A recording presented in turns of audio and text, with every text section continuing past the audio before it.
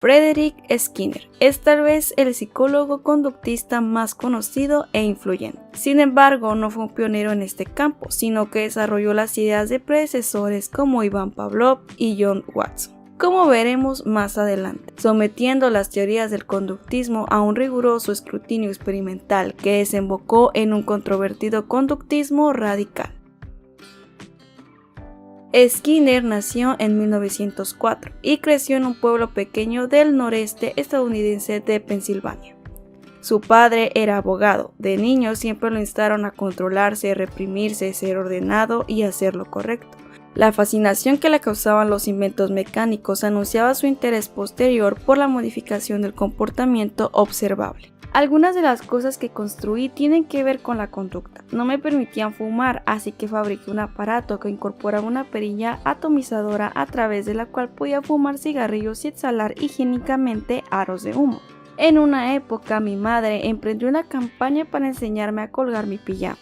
Todas las mañanas mientras desayunaba iba a mi habitación. Descubría que mi pijama no estaba colgada y me pedía que subiera de inmediato. Hizo esto durante semanas. Cuando los estímulos aversivos se volvieron insoportables, construí un aparato mecánico que resolvió mi problema.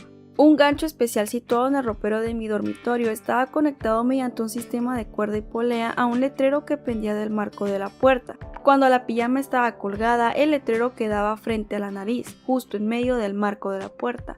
Decía: "Cuelga tu pijama". Además de los artilugios, otra afición de Skinner era la autopromoción. No obstante, tras de esta imagen hay un científico serio cuyo trabajo contribuyó a separar definitivamente la psicología de sus raíces filosóficas introspectivas y asentarla como una disciplina científica por derecho propio. De hecho, veía la psicología como una disciplina insertada en la tradición científica, y todo lo que no se pudiera ver, medir y repetir en un experimento rigurosamente controlado carecía de interés para él. Por tanto, los procesos mentales quedaban fuera del ámbito de su interés y estudio. Después de terminar su licenciatura en literatura inglesa en el Hamilton College, Clinton, Nueva York, una carrera que mantuvo y enriqueció su interés por el arte y la literatura, regresó a casa e intentó convertirse en escritor. Instalé un pequeño estudio en el desván y me puse a trabajar. Los resultados fueron desastrosos. Malgasté el tiempo, leía sin objeto, construía barcos a escala, tocaba el piano, escuchaba la recién inventada radio, escribía para la columna humorística de un periódico local, pero no escribía casi nada más, y pensaba en consultar a un psiquiatra. Finalmente se trasladó a Nueva York, donde vivió en Greenwich Village durante 6 meses buscando conscientemente una cultura alternativa. Pasó el verano en 1928 en Europa. Entre sus aventuras allá, voló en una cabina abierta de un avión en medio de la lluvia. Pasó una velada lamentable con una cariñosa e hizo un recorrido común y corriente con sus padres. Al regresar empieza sus estudios de psicología en la Harvard Graduate School. Generalizó su fracaso como escritor en una desconfianza de toda la vida hacia el método literario de observación. Había fracasado como escritor porque no tenía nada importante que decir, pero no podía aceptar esa explicación. La falla debía estar en la literatura. Quizás un escritor retrató con fidelidad la conducta humana, pero no por eso la comprende. Me interesaba la conducta. Como el método literario me había fallado, me iría al científico. En uno de sus primeros ensayos autobiográficos escribió: "Me levantaba a las 6, estudiaba hasta la hora del desayuno, iba a clases, laboratorios y bibliotecas, y no tenía más de 15 minutos sin planear durante el día. Estudiaba hasta las 9 en punto y me acostaba. No iba al cine ni al teatro y pocas veces a concierto. Casi no salía con chicas y solo leía sobre psicología y fisiología".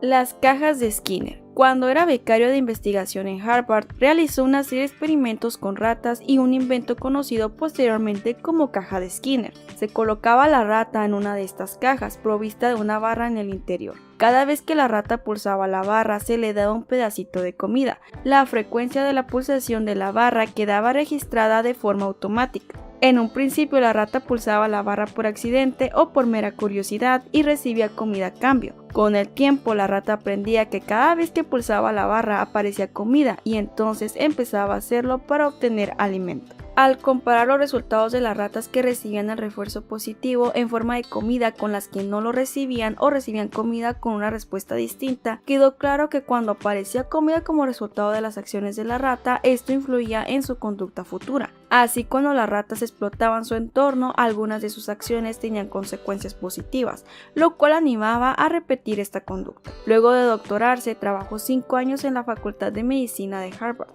investigando el sistema nervioso de los animales.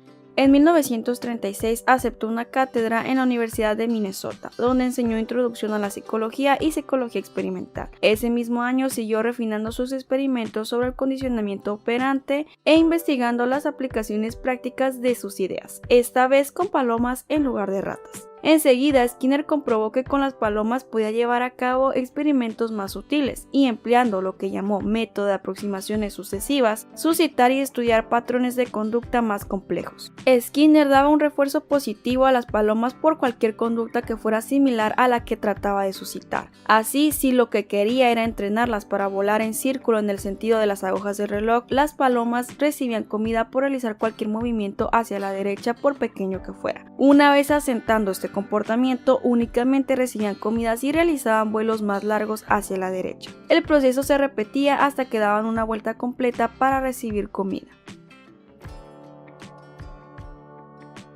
En 1938 publicó La conducta de los organismos, en el cual refería sus experimentos de modificación de la conducta animal en condiciones de laboratorio. Este libro colocó a Skinner como un teórico importante y sentó las bases para sus publicaciones posteriores. Luego de pasar 9 años en Minnesota, fue nombrado director del Departamento de Psicología de la Universidad de Indiana. 3 años más tarde, ocupó un puesto en Harvard, donde permaneció en una especie de retiro que duró hasta su muerte. Continuó escribiendo después de dejar la enseñanza. Sus últimas publicaciones son una autobiografía de 3 volúmenes, un libro de divulgación acerca de los problemas de la edad avanzada y numerosos artículos filosóficos, así como muchos ensayos críticos sobre la psicología general que, en su opinión, había perdido el rumbo. Mientras llevaba a cabo sus investigaciones en animales, Skinner tuvo el tiempo y la capacidad creativa para aplicar su ingenio en otras formas. En 1945 inventó la cuna de aire, un aparato que lo lanzó a la fama en todo el país. Sin embargo, el hecho de que el niño estuviera detrás de un cristal iba en contra de las ideas generales acerca de la crianza, por lo que nunca llegó a ser popular.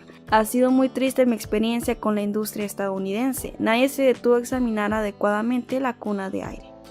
En 1948, Skinner publicó Walden 2, una novela que describe una comunidad utópica basada en principios de aprendizaje conductistas y fue su primer intento por generalizar sus descubrimientos de laboratorio a situaciones humanas. A pesar de que tuvo pocas ventas durante los primeros años, el libro se hizo cada vez más popular y controvertido, y a la fecha se han vendido cerca de 3 millones de ejemplares. Obviamente fue una incursión de autoterapia. Estaba tratando de reconciliar 2 aspectos de mi conducta representados por Burris y Fraser, los 2 personajes principales. Una serie de libros definieron sucesivamente su postura ideológica conforme su trabajo se alejaba cada vez más de sus inicios experimentales. Entre estos libros se encuentran Ciencia y Conducta Humana, Registro Acumulativo, Tecnología de la Enseñanza, Más allá de la libertad y la dignidad, Acerca del conductismo y Reflexiones sobre el conductismo y sociedad.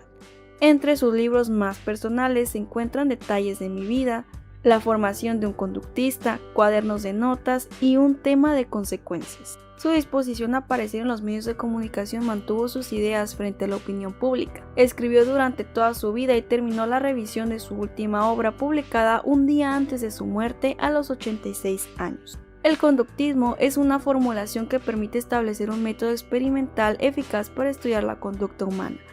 Quizá deba aclararse, pero no necesita argumentarse. No tengo ninguna duda acerca del triunfo final de esta postura.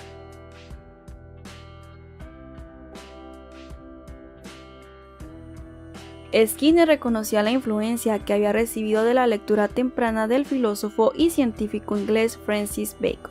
Hay 3 principios de Bacon que han caracterizado mi vida profesional. 1. He estudiado la naturaleza, no los libros. 2. Para dominar la naturaleza hay que obedecerla. 3. Es posible un mundo mejor, pero no se va a dar por accidente. Debe planearse y erigirse con la ayuda de la ciencia. El estadounidense John Watson fue el primer psicólogo conductista reconocido, quien sostenía que no hay conciencia, que todo aprendizaje depende del ambiente y que toda actividad humana es condicionada y condicionales a pesar de las variaciones de la constitución genética. Skinner se sintió atraído por las ideas filosóficas generales de su trabajo, pero no por sus ideas más extremas. Por ejemplo, uno de los libros de Watson más leídos sobre la educación infantil contiene el siguiente consejo: nunca los abrace a los niños, ni los bese, nunca deje que se sienten en su regazo. Si no puede evitarlo, béselos una vez en la frente cuando se vayan a dormir. Salúdelos con un apretón de manos por la mañana. Skinner critica a Watson por su rechazo a las características genéticas y por su tendencia a generalizar sin el apoyo de datos concretos. Pavlov. Ivan Pavlov, fisiólogo ruso, llevó a cabo el primer trabajo moderno importante en el área del condicionamiento conductual en 1927. Sus investigaciones demostraron que era posible condicionar las funciones autónomas. Demostró que podía provocarse la salivación por medio de otros estímulos aparte del alimento, como tocar una campana. Pavlov no solo observaba y predecía la conducta que estudiaba, sino que incitaba a su arbitrio. Mientras que otros investigadores de animales se contentaban con recurrir al análisis estadístico para predecir la probabilidad de que se presentara determinada conducta, para Skinner era una fascinación la etapa posterior a la predicción, el control. El trabajo de Pavlov llevó a Skinner a realizar experimentos en animales de laboratorio extremadamente controlados. Al restringir el espacio del animal en condiciones limitadas, descubrió que podía alcanzar resultados repetibles casi a la perfección. Podía controlar las diferencias individuales y descubrir pautas de conducta válidas para cualquier miembro de la especie. Skinner creía que de esta manera se elevaría la investigación psicológica de una ciencia de probabilidades a una ciencia cierta. Hablemos ahora de las contribuciones de Skinner y conceptos principales.